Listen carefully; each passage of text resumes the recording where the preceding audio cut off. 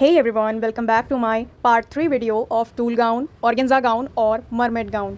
Previous video में मैंने आपको कॉर्सेट की मार्किंग कैसे करते हैं ये बताया था। अभी इस वीडियो में हम इसकी स्टिचिंग कैसे करेंगे, इसे एक दूसरे से कंबाइन कैसे करेंगे ये बताएंगे। सबसे पहले कॉर्सेट नेट वाले बेस को हमें प्लीटेड ऑर्गेन्जा फैब्रिक पे पिन करना है प्रॉपरली कि वो मूव ना करे इधर से उधर।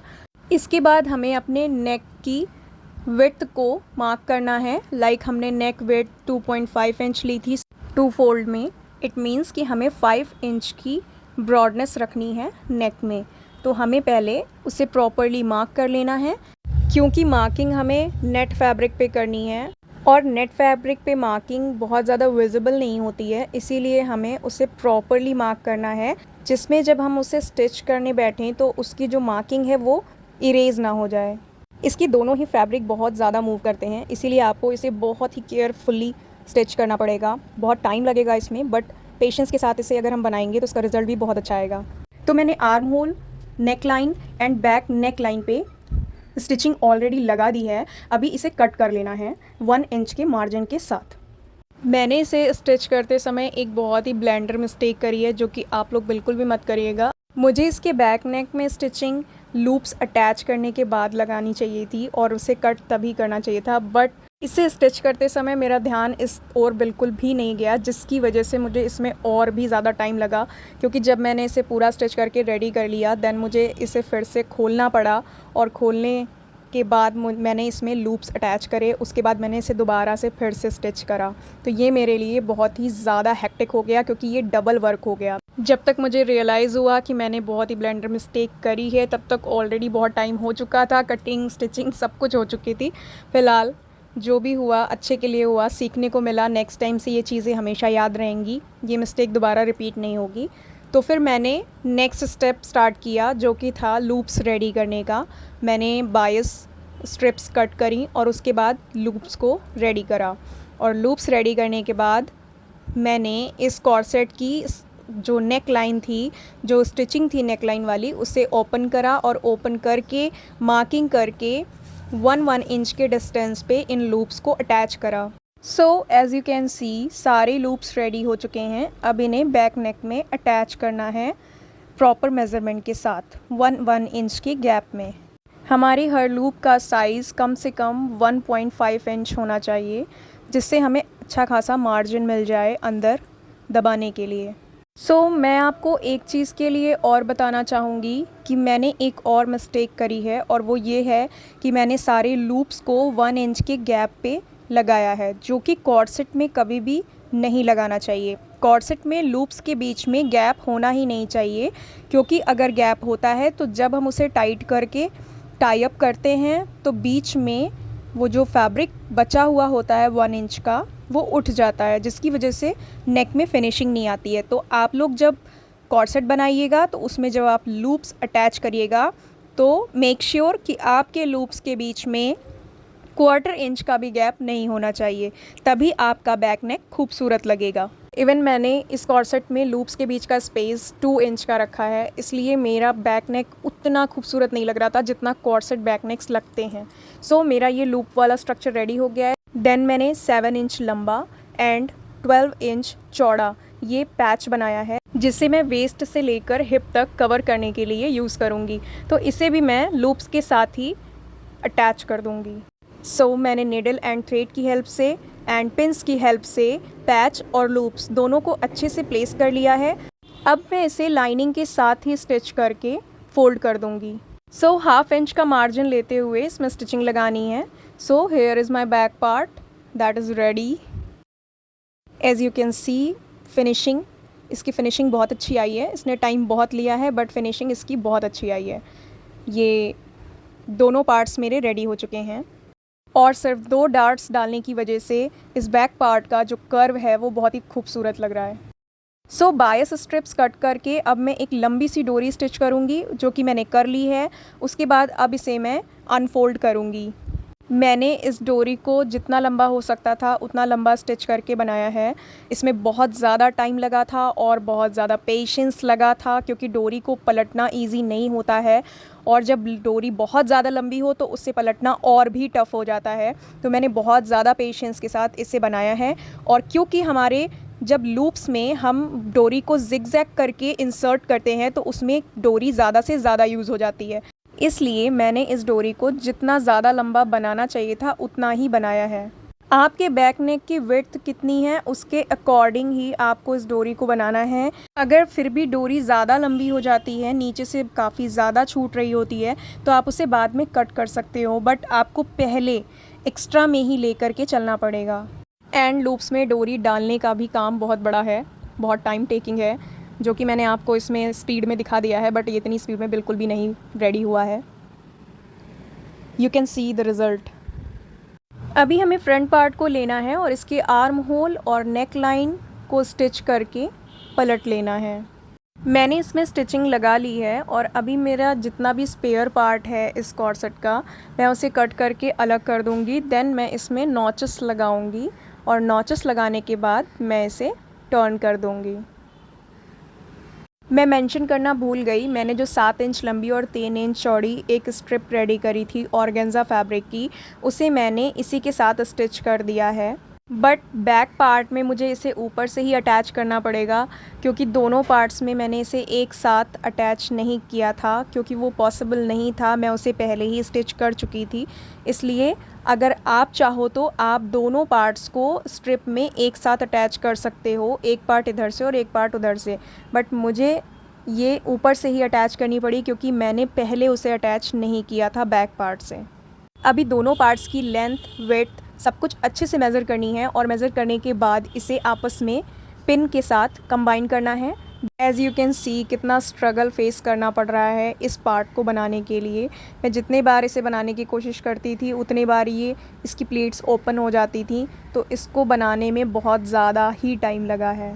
फाइनली मैंने इसे स्टिच करके प्लेस कर लिया है और कट करके इसकी फिनिशिंग कर रही हूँ।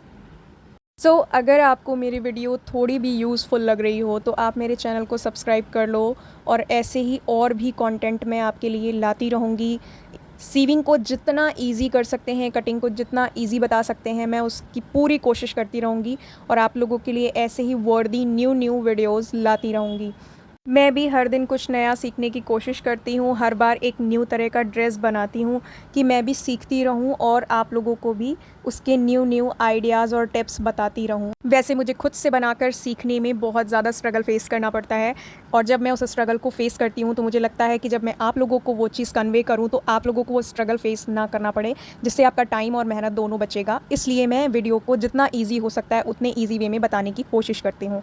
सो अगर आपको कोई भी क्वेरी हो, किसी भी चीज़ को लेकर के कोई डाउट हो, उसे क्लियर करना हो, तो आप मुझे कमेंट कर सकते हैं। कमेंट में मुझसे चीज़ें पूछ सकते हैं, क्लियर कर सकते हैं। मैं आपका जल्दी से जल्दी रिप्लाई करने का कोशिश करूँगी। सो फ्रंट एंड बैक दोनों पार्ट्स को प्रॉपरली खूब सारी पिन्स के साथ अच्छे से प्लेस करने के बाद हम इसमें अपनी वेस्ट, अपने चेस्ट एंड अपने हिप की मार्किंग करेंगे, जो कि बिल्कुल फिटिंग वाली मार्किंग होनी चाहिए। उसमें एक भी इंच या आधे भी इंच का मार्जिन ऐड नहीं करना है, लूजिंग ऐड नहीं करनी है। सिर्फ आपको जितना मेज़रमेंट आपने लिया है आपकी बॉडी से, आपको उतना ही मेज़रमेंट लगाना है। लाइक अगर हमारा चेस्ट 34 है तो हमें एक्यूरेट उसका 1/4 या 1 सेकेंड करके, हाफ़ करके आपको उतना ही मेज़रमेंट लगाना है। उसमें हाफ़ इंच की भी लूजिंग ऐड नहीं करनी है, तभी आपका कॉर्सेट आपकी बॉडी पे एकदम फिट होकर अच्छे से आएगा और बहुत ही सुंदर सा कर्व फ्लॉन्ट करेगा या क्रिएट करेगा। सो मैंने स्टिचिंग कर ली है और मैंने सारे पिन्स निकाल ली हैं।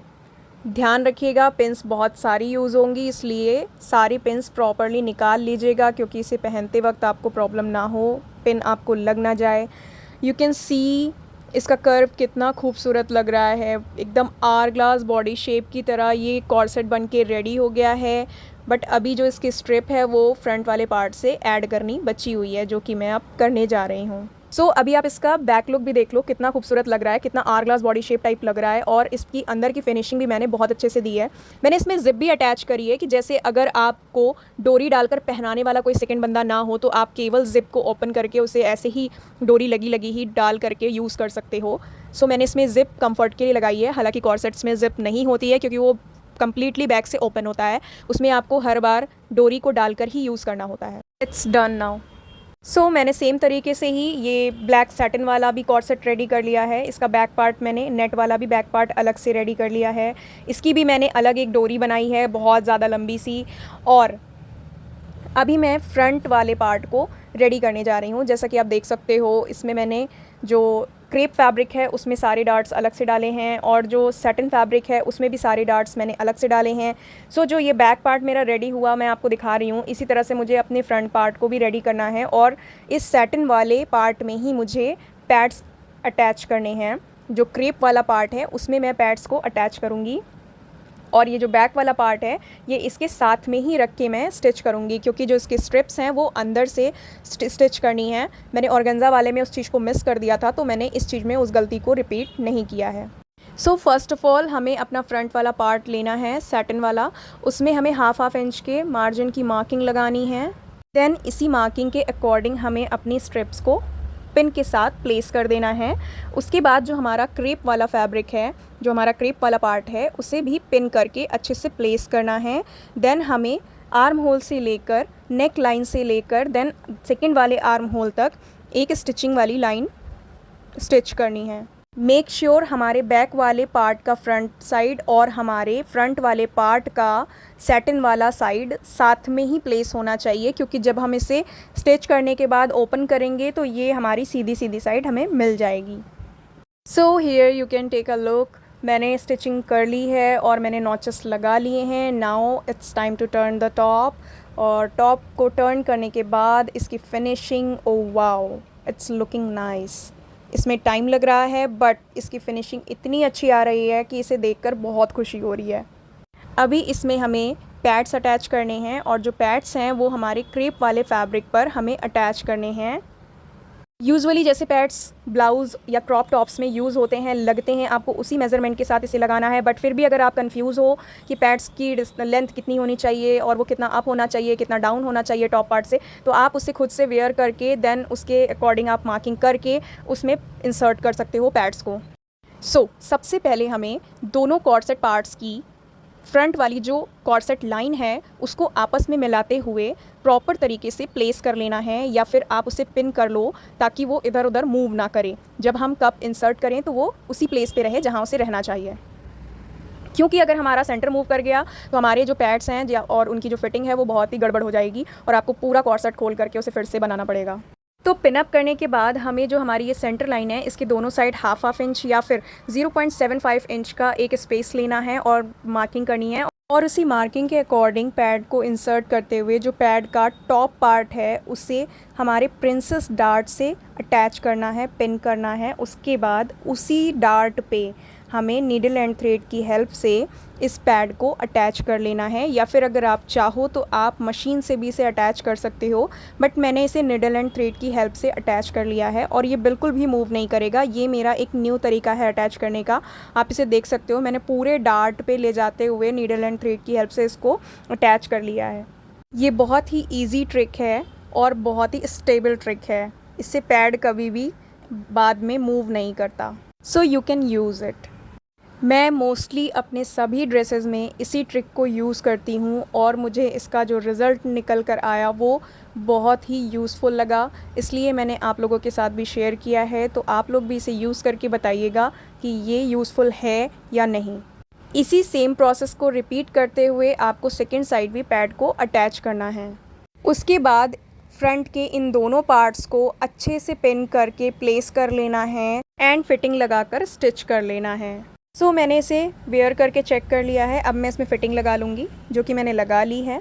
और अब मैं इसे पहनकर दिखा रही हूँ आपको कि आप देख लो कि विदाउट बोनिंग भी कॉर्सेट बनाया जा सकता है और वो फिटिंग में बहुत ही अच्छा लगता है। अगर आप कॉर्सेट पहनते हो तो आपको खुद से पहनने में थोड़ी तो प्रॉब्लम होगी, इसके लिए आपको किसी सेकंड पर्सन की नीड होगी।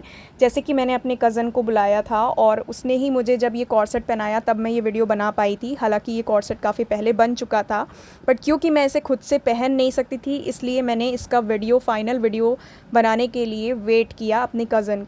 मैंने इस कॉर्सेट को ऐसे डिज़ाइन किया है कि अगर आप चाहो तो सिर्फ सैटिन वाली लेयर ही पहन सकते हो और अगर आप चाहो तो इस पर नेट भी इंक्लूड कर सकते हो। यू नो वॉट, जैसे इस गाउन को बनाने में टाइम लगाना, इसे पहनने में भी उतना ही टाइम लगता है। तो फिर जब आप गाउन बनाइएगा तब भी आप पेशेंस रखिएगा, और जब आप इसको पहनिएगा तो भी आप पेशेंस रखिएगा। Now you can see the back. मैंने आपको पहले ही बताया था ना कि लूप में अगर डिस्टेंस होगा, अगर 1 इंच, आधा इंच, इवन अगर क्वार्टर इंच का भी डिस्टेंस होगा, तो ये जो बैक है जो कितना सुंदर लग रहा है इतना अनफिनिश्ड हो करके भी, तो सोचिए अगर आप उसमें डिस्टेंस नहीं रखोगे, आप उसमें स्पेस नहीं दोगे, तो ये बैक और भी ज़्यादा खूबसूरत लगेगा।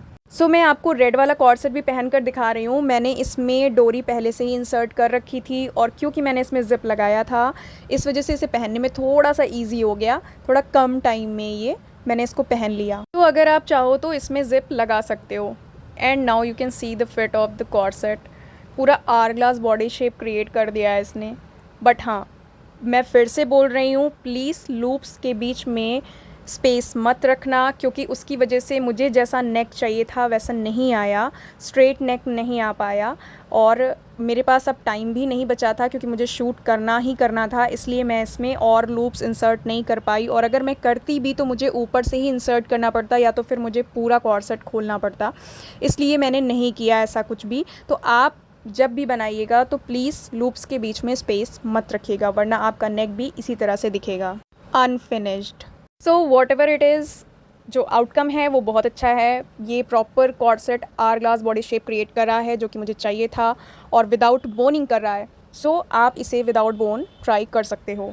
इस कॉर्ड सेट को बनाते समय मैंने आपको जो टिप्स एंड ट्रिक्स दी हैं वो आपको कैसी लगी आप कमेंट करके ज़रूर बताइएगा। और अगर ये वीडियो आपके लिए यूज़फुल हो तो मेरी वीडियो को लाइक कर दीजिएगा, कमेंट कर दीजिएगा, और चैनल को सब्सक्राइब कर लीजिएगा। बाकी पूरे गाउन की स्टिचिंग को देखने के लिए पार्ट 4 में मिलते हैं। तब तक के लिए धन्यवाद। Radhe Radhe, bye bye.